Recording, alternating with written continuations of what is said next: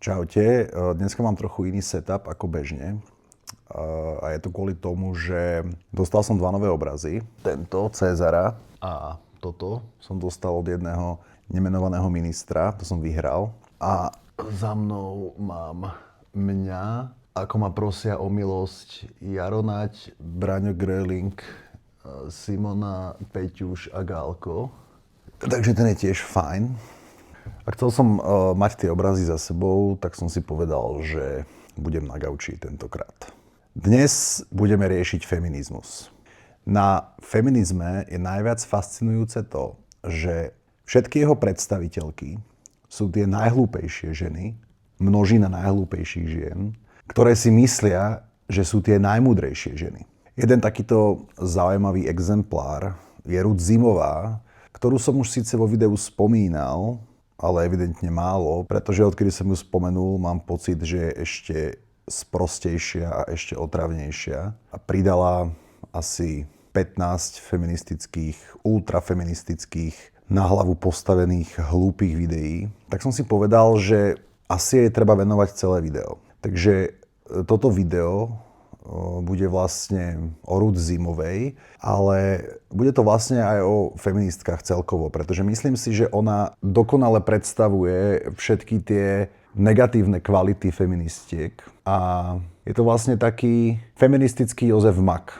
Je to proste dokonalý exemplár feministky. Je to, ako keby si spojil všetky feministky dokopy a extrahoval z nich všetky tie ich otravné vlastnosti a dal to do jedného človeka. Proste dokonalá ambasádorka feminizmu, dokonalá predstaviteľka feministiek. Takže zdiskreditovať Ruth Zimovú znamená zdiskreditovať celé toto hnutie, celú túto ideológiu. Je to niečo, ako keby chcete zdiskreditovať kresťanstvo, tak najlepší spôsob je zdiskreditovať pápeža. Ruth Zimová je vlastne pápež. Keby feminizmus bolo náboženstvo, tak Ruth Zimová je pápež. A Ostrihoňová a Hanzelová sú kardináli v tomto náboženstve. Takže poďme na to, otvorím si jej Instagram a proste budeme komentovať jej obsah rad za radom, až kým ma to neprestane baviť. Takže, dnes som počula niekoho hovoriť, ženy patria do kuchyne. A ja som si pomyslela, vieš čo? Toto nie je o kuchyni. Ani nikdy nebolo. Je to o tom, že týmto mužom chýba pocit, ktorý kedysi mali automaticky. Kedysi ženy nemohli pracovať ani sa vzdelávať. Museli byť poslušné, ticho a stačilo, že si sa narodil ako muž a mal si okamžite autoritu. Takže stačilo sa narodiť ako muž a mal si okamžite autoritu? O ktorom historickom období presne hovoríš, Ruth? Ty si myslíš, že v stredoveku ženy boli v kuchyni, lebo to bol výsledok nejakej stredovekej propagandy, alebo to bol nejaký zákon a muži si válali šunky na gauči a ženy boli v kuchyni. A jediné, čo tam tie ženy držalo, bola nejaká vymyslená autorita toho muža, ktorú mal automaticky od narodenia. Čo mala byť akože alternatíva Ruth? Poviem ti tajomstvo, Ruth, ale v stredoveku nebol Bolt Food. Dokonca ani neboli chladničky v supermarketoch, že zoberieš domov mrazenú pizzu. Tam to bolo tak, že žil muž a žila žena s deťmi, prípadne ešte aj so starými rodičmi žili, alebo aj viac generácií v jednom domčeku, alebo bola obrovská chudoba u tých bežných roľníkov. A niekto musel robiť celý deň na poli a niekto sa musel starať o domácnosť a o deti a variť a tak ďalej. A asi mi dáš za pravdu, že by bol mierny nezmysel, keby muži šúpali zemiaky a ženy dreli na poli a chodili do vojen. Takže prirodzene si podľa fyzickej sily rozdelili úlohy tak, aby to dávalo zmysel. To nebolo tak, že muž sa narodil a povedal, že žena do kuchyne a on si čiloval s pivkom pred telkou. Žena bola v kuchyni pretože ten muž v nej byť nemohol, pretože od rána do večera musel dreť na poli pre svojho zemepána a ešte dávať desiatok cirkví a neviem čo všetko. A aby im ostalo čo len trochu jedla, tak musel celé dni pracovať. Aj v sobotu, aj v nedeľu, aj každý jeden deň. A tá žena bola veľmi vďačná za tohto jej silného muža. A bola veľmi vďačná, že môže sa starať o domácnosť a byť v kuchyni. Bola veľmi vďačná. A jej muž mal autoritu a rešpekt, pretože si to zaslúžil. Či mali radšej robiť obaja na poli a mali deti umrieť od hladu, aby si bola spokojná, že mali rovnaké príležitosti? Nič ako automatická autorita alebo automatický rešpekt neexistuje, Ruth, a nikdy neexistovalo. Ženy svojich mužov rešpektovali, pretože vďaka ním oni sa nemuseli zodrať na poli, boli im veľmi vďačné. Veľmi si vážili týchto mužov, ktorí dobrovoľne robili tú ťažšiu robotu, namiesto toho, aby ju robili ženy.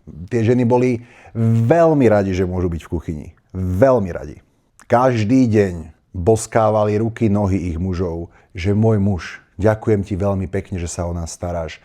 Ďakujem, že ja nemusím dreť na tom poli od rána do večera. Ďakujem ti, môj muž. Mám k tebe obrovskú úctu a obrovský rešpekt. Dúfam, to sú slova tej ženy stredovekej. Dúfam, že všetky ženy budú vždy vedieť, čo pre nás muži vždy robili a nebudú existovať nejaké feministické ktoré si budú myslieť, že muži nám boli na obtiaž. Pevne verím, že nikdy sa svet tak nepokazí, že bude nejaká Ruth Zimová, ktorá bude zhadzovať tvoju snahu a tvoju drinu, muž môj. Dúfam, že takáto nikdy nevznikne, pretože ja, ako tvoja žena, som ti veľmi vďačná. Každý deň ďakujem Bohu, že ťa mám. Toto je skutočný citát stredovekej ženy. To som si nevymyslel. Taká tá fejková maskulinita. Fejková maskulinita, hej? Rolník v roku 1350, ktorý prežil 3 vojny, ktorý prežil čiernu smrť a hladomor a napriek tomu všetkému od rána do večera drel na poli, mal fejkovú maskulinitu, hej? A kto má teda ozajstnú maskulinitu? Tvoj frajer? S tým jeho krásnym rolákom? A s tými krásnymi vlasmi ulizanými? To je tá skutočná maskulinita? Alebo Schneidl? Schneidl je ten etalón maskulinity? Alebo kto, Ruth? Keď títo muži, títo bojovníci, títo hrdinovia, čo postavili celý svet, v ktorom ty bývaš a natáčaš si tieto tvoje videjka, keď to je fejková maskulinita, tak mi prosím ťa ukáž, že ktorá je tá skutočná. Feministi? Simpovia? Schneidlovia, alebo tvoj frajer s jeho krásnym rolákom a ulizanými vlasmi. To je skutočný chlap. Frajer Ruth Zimovej. To je jeden chlap. Toho keby dali do stredoveku, alebo aj do praveku, do roka by tam všetkému vládol. By sa predral až na vrchol. S všetkými tými spoločenskými vrstvami. By sa predral až na samotný vrchol a stal by sa kráľom. A všetci tí slabosy tej doby by sa mu kláňali. To je pravý chlap, frajer Ruth Zimovej a ten jeho rolák. Pocit, že samotný fakt, že si muž ti dáva nejakú nadpozemskú hodnotu. Dnes ženy už nie sú v kuchyni. Zrazu už nestačí byť muž. Už musíš niečo dokázať. Musíš pracovať na sebe, na kariére, byť kreatívny, angažovaný a tak ďalej. A práve preto kričia tie hlúpe frázy, lebo im chýba ten starý komfort. Starý komfort, hej? Klasický starý komfort. Bože, ja by som si tak želal žiť počas moru. Ten starý komfort. Ja by som si tak želal žiť v nevoľníctve. Bože, ten starý komfort. Ja by som si tak strašne želal žiť počas druhej svetovej vojny. Nič nebolo komfortnejšie, ako spať v zákope, mať horúčku 40, jesť 4 mesiace suchý kreker a strieľať sa, podľa toho, na ktorej si bol strane. Dajme tomu, že nechcem povedať, na ktorej by som bol strane. Nič není komfortnejšie. Ja by som si tak strašne želal, proste tento tvrdý gauč, táto deka, proste mne tak chýba ten zákop. Ten starý komfort. Ach jaj. Škoda, že už odišiel. Škoda, že tieto silné ženy ako Ruth nám to prestali žrať a tolerovať a už sa nemôžeme skrývať v komforte. Keby nevznikli tieto silné a múdre ženy ako Ruth, tak dodnes by sme sa mohli váľať v zákopoch s morom a hladný. To boli tak úžasné časy. Ach, ten starý komfort.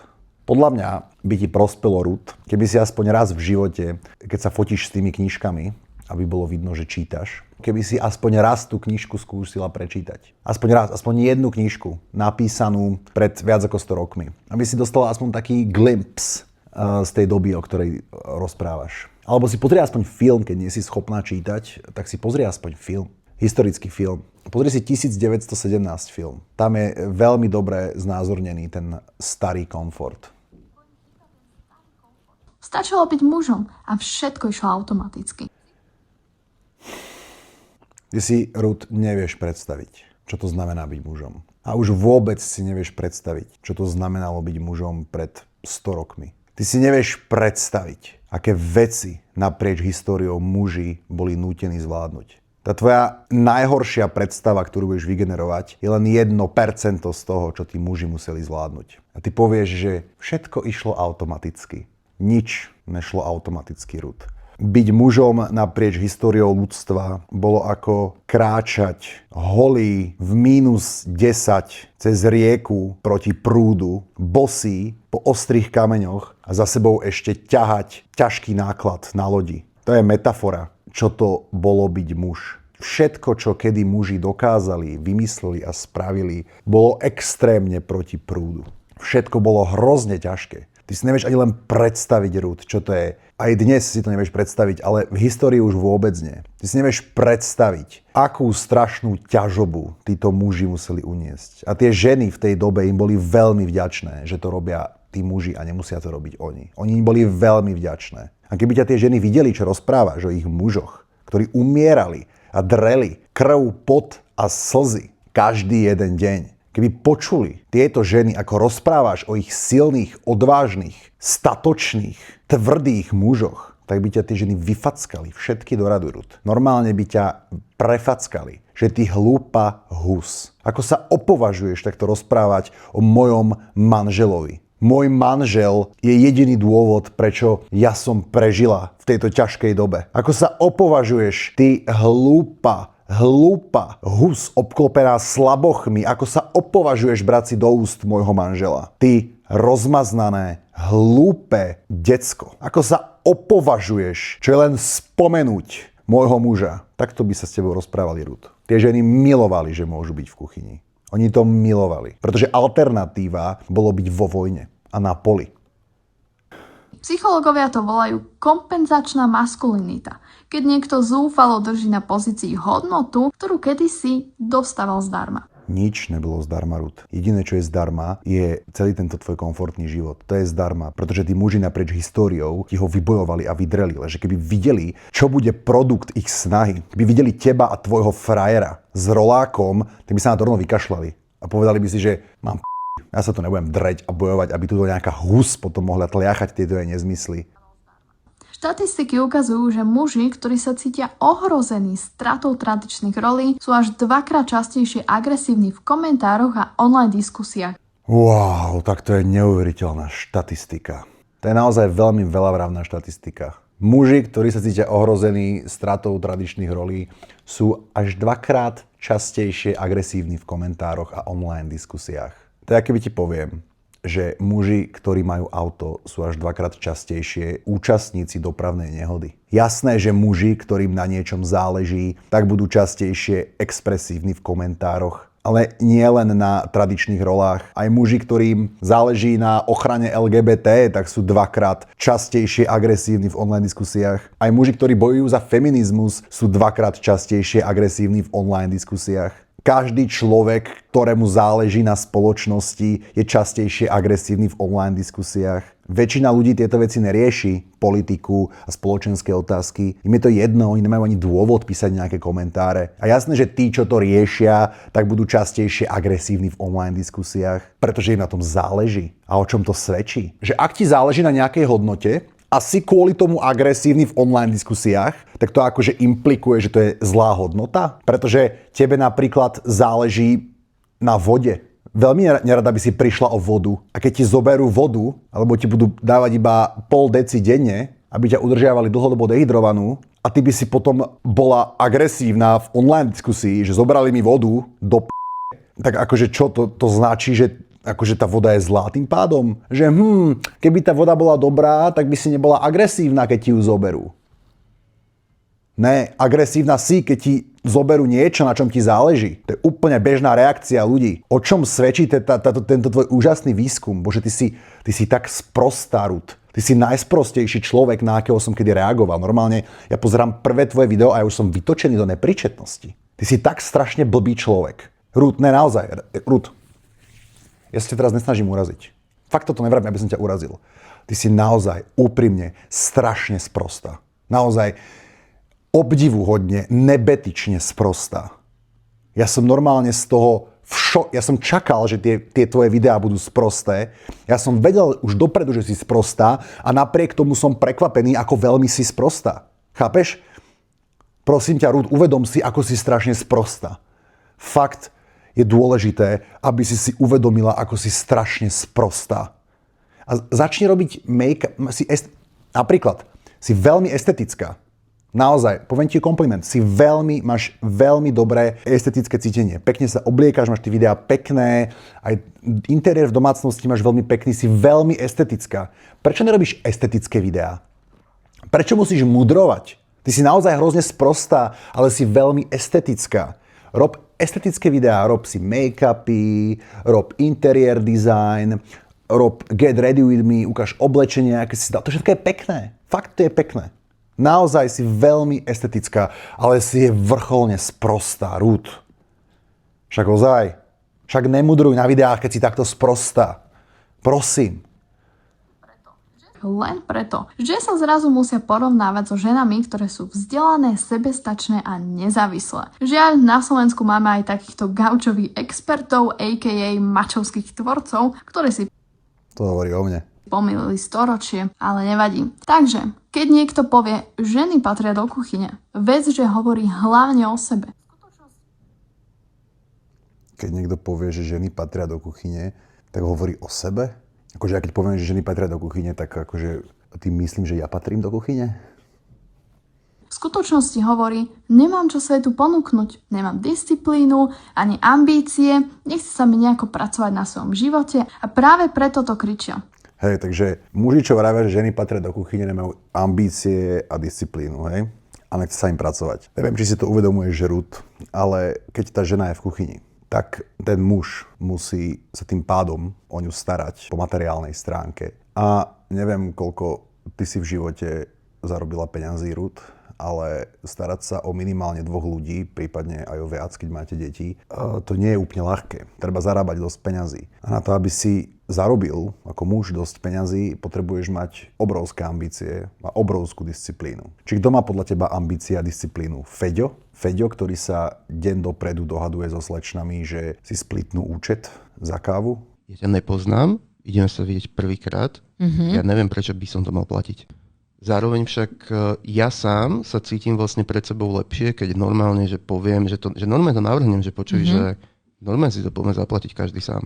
To sú tie obrovské ambície a disciplína? Alebo Schneidl, muž feminista, ten, čo v živote nebol vo fitku? To je tá neuveriteľná disciplína? To sú tí silní, disciplinovaní, maskulínni muži? Takže podľa teba podnikateľ, ktorý zarába veľa peňazí, ktorý má ženu a 2 deti a trvá na tom, aby jeho žena bola housewife, aby bola doma, aby sa starala o deti a o domácnosť, tak to je úplný slaboch. To je človek bez disciplíny, bez ambícií. Ale taký Feďo, to je tá skutočná maskulinita, hej? Toto ty tvrdíš. Že Feďo, brutálna disciplína, brutálne ambície a ten podnikateľ, to je úplná nula. Správne? Lebo už nestačí byť len mužom. Ženy ukázali, že byť hodnotnou neznamená poslušnosť. A práve to je tá najväčšia hrozba. Nie pre skutočného muža, ale pre fejkovú maskulinitu. Ženy, ktoré robia, myslia a menia svet. Ja za chvíľu zlomím ten obraz o chvíľu. Ja mám naozaj v sebe hnev. Muž, ktorý chce poslušnú ženu, ktorá sa bude starať o deti, o domácnosť, ktorá bude variť. Klasická tradičná žena, to je vždy slaboch, hej? To ty tvrdíš. To je vždy fejkovo maskulínny muž. Má tu tvoju tzv. Kompenzačnú maskulinitu, jak to teda tí psychológovia úžasní tvrdia. A tí muži, ktorým ženy skáču po hlave, ktorí si splitujú účty s dievčatami, tak to sú tí ozajstní maskulínni muži. To je tá pravá maskulinita. Že zaplaťme si každý sám, láska. Veď ty tiež pracuješ takisto ako ja. Poďme si zaplatiť každý sám túto kávu. To je tak chlapské, to je tak mužné. To sú tí chlapi. Poďme ďalej, ďalšie video. A neviem, či to zvládnem. Neviem, že koľko tých videí stihneme prebrať, lebo zatiaľ mám za sebou jedno, 2-minútové a už mám tlak tak 200. Takže uvidíme, dokedy to zvládnem. Nehnevajte sa, ale kto v dnešnej dobe povie, že vraj feminizmus je o tom, že ženy sú viac ako muži, alebo muži by mali byť menej, alebo podobne, absolútne nevie, o čom hovorí. Ty, Ruth, absolútne nevieš, o čom hovoríš. My, normálni ľudia, to je vlastne opak od feministiek, sú normálni ľudia, tak my, normálni ľudia, nevravíme, že feministky si myslia, že ženy sú viac ako muži. To si my nemyslíme, že toto si vymyslíte. My len tvrdíme, že vidlička je na niečo a nožík je na niečo iné. Neznamená to, že vidlička je viac ako nožík, alebo že nožík je viac ako vidlička. Obidve sú potrebné, obidve majú rovnakú hodnotu. My len tvrdíme, že aby bol svet v harmonii, tak sa musí nožík používať ako nožík a vidlička sa musí používať ako vidlička. A náš problém s feminizmom nie je to, že si myslíme, že feministky tvrdia, že vidličky sú viac ako nožíky. Nie. Náš problém je, že feministky manipulujú vidličky, že prečo by ste mali byť len vidličky? Vy môžete tiež krájať rovnako dobre ako nožíky.